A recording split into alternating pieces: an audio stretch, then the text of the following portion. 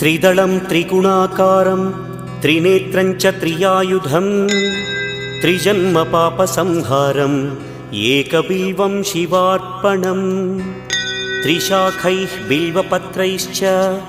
अच्छिद्रैः कोमलैः शुभैः तव पूजां करिष्यामि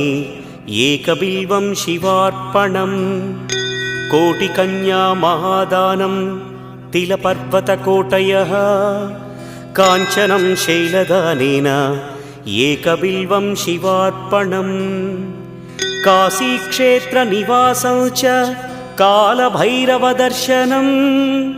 प्रयागे माधवं दृष्ट्वा एकबिल्वं शिवार्पणम् इन्दुवारे व्रतं स्थित्वा निराहारो महेश्वर